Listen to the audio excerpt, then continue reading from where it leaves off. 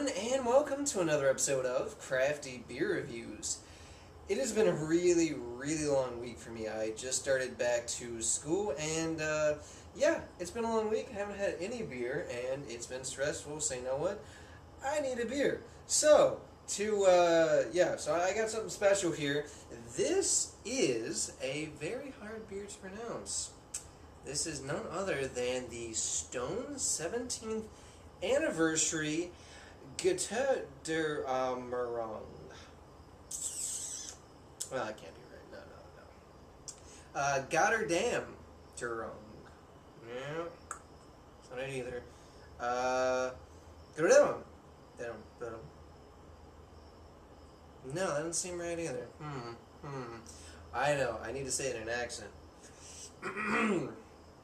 Okay. Götterdämmerung. That didn't sound right either. Götterdämmerung. Shit. See, this is why you're supposed to rehearse this kind of stuff before you actually shoot reviews. No, I'm just kidding, guys. Actually, I have a fairly good idea of how to pronounce this thanks to a couple of videos. I believe, as close as I can get it, because I am not German, it is Götterdämmerung. Yeah, I know. I tried. So that was kind of my own spoof on the name. If you guys haven't already seen it, Stone, a couple of days ago, uploaded a video to YouTube, and in it they had this guy walking around a Stone Company store, and he showed people making fools of themselves trying to pronounce the name, and then of course he had to show everyone up by finding a Stone employee who was German, who so far has the best pronunciation, obviously. But yeah, so this is their 17th anniversary IPA, and I'm really looking forward to this one. This is definitely a very unique offering this year. A lot more unique than last year's, even though I did really enjoy last year's. So what the deal is, they are using all Pilsner malts in this, and then they're also using a ton of kind of brand new experimental German hops, and only German hops, so very interesting. The only ones I'm familiar with are Magnum and then Sterling. Those are the only ones. Everything else, no clue. But yeah, so all Pilsner malt base. They are using an ale yeast though, so they're not lagering this. It's not a lager at all. But this, you want to serve it at about 55 degrees, and this comes in at 9.5% ABV. So yeah, this is definitely a big beer. Wow, that pours out super clear, a nice bright golden yellow orange. About a half a finger of a nice light white looking head. Oh wow, that's interesting. So the first thing I'm really pulling out is some very nice floral type of character. There's definitely some grassiness. I got a type of herbal quality to it. There's like a definite earthiness in there as well. Almost smells like a faint type of like a citrusy or like lemon zest maybe. Definitely a bit of orange. Like almost a melon type quality in there. It definitely has a nice kind of sweetness, bready, biscuity malt notes.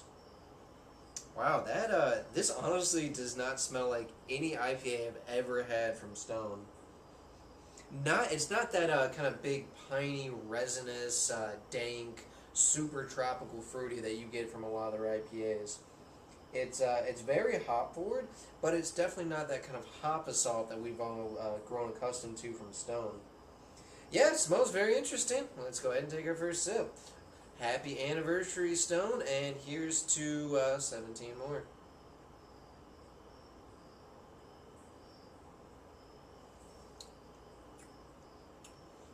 Oh wow. Wow, that is definitely interesting. Alright, so the first thing I'm getting is a really nice kind of big orange peel in there.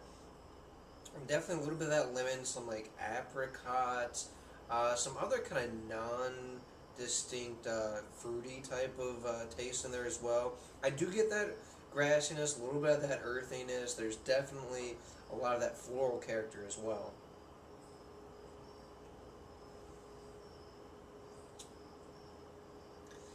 also has a kind of a spiciness, and I don't mean like necessarily like rye or like a pepper spice.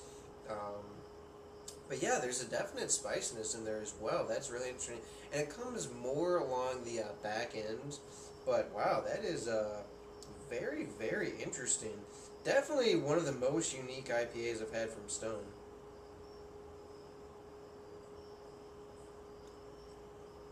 You are getting a little bit of that kind of bready, biscuity malt. This drink's super clean, very, very crisp type of mouthfeel. It's got a nice medium body to it. The alcohol is really well hidden. I don't really taste or smell it. I do get a little bit of warmth as it goes down, but I mean, come on, 9.5%. How can you not have something, right? I mean, very, very well hidden indeed. Yeah, so this is interesting. Also has a decent bitterness. You know, it does not drink like a hopped up Pilsner necessarily, but yeah, very clean, crisp, very refreshing. And like again, like I said, not that hop assault that we've come to expect from Stone. I would almost call it, and don't confuse this necessarily, but it almost seems slightly delicate in the way that it tastes, you know? Because there's a lot of subtle nuances, but they don't beat you over the head like some of my favorite IPAs, you know? It's not like Ruination or Ruinton or anything else, you know, like the Enjoy by series. It's not. Yeah, definitely something that I've never had from Stone. I would assume you guys have never had from Stone, so very cool. As far as the rating goes for this one, guys, I'm going with a 9.1 out of 10. I'm really digging this one. However, I would be lying if I am saying that I don't slightly miss those big tropical fruit notes, or I don't kind of miss that big dank or big resinous type of character, you know? I love that, but you know, at the same time, this is really refreshing to have a different take. I mean, it's like a German double IPA. I mean, seriously, what the hell? So, very cool stuff. Major props to Stone for trying something kind of out of the box, and I think they really delivered on it. Very tasty. Definitely pick this one up. Alright, guys, so for my musical recommendations tonight, I'm going with the penultimate of classic albums, not classical albums, excuse me. I want you to check out, for the, you know, maybe one person who hasn't checked this album out, Pink Floyd, The Dark Side of the Moon. Pink Floyd has to be hands down one of my favorite classic rock, psychedelic, progressive groups ever. I mean, their music is just, to this day, it still blows my mind. I have their entire discography. I'm a gigantic Floyd fan. And yes, I know Dark Side of the Moon is definitely overplayed at this point, but it's a classic, it's an awesome album, and part of the reason that I am recommending this one in particular is because, just like Stone had their anniversary, Pink Floyd had an anniversary this year too. That's right, Dark Side of the Moon came out in '73, guys, so that would make it the 40th anniversary, so very, very cool. Go check it out if you haven't in a while, or if you never have, for one person, obviously. Now, before I end this review, I do want to kind of take some time, and I want to touch on a pretty serious subject, actually. I think it was about a week and a half ago, there was some really sad news coming out of Stone, and one of their young brewers named Matthew Corright, I think that's how you pronounce it, he got injured in a forklift accident, and they took him to the hospital, where he ended up dying, actually. He was only 27. You know, he left behind friends, family, fellow co-workers at Stone, so I just want to raise my glass and, you know, to Matthew Courtright. I want to, you know, I never met him, but it's really sad when anyone, especially, you know, someone so young dies. I mean, he wasn't that much older than me. So, here's to the memory of Matthew. My condolences go out to his friends, his family, and all the people at Stone, because I'm sure this was really difficult on them. So I just want to have a brief moment of silence for him. Alright, guys. So that does for this beer review. I'm sorry it kind of ended on a somber note, but I just really wanted to touch on that. You know, I think that's kind of important. But yeah, I really want you to check out this phenomenal beer that Stone did. Check out Pink Floyd's record. And remember, I hope whatever you're doing involves good craft beer. See ya.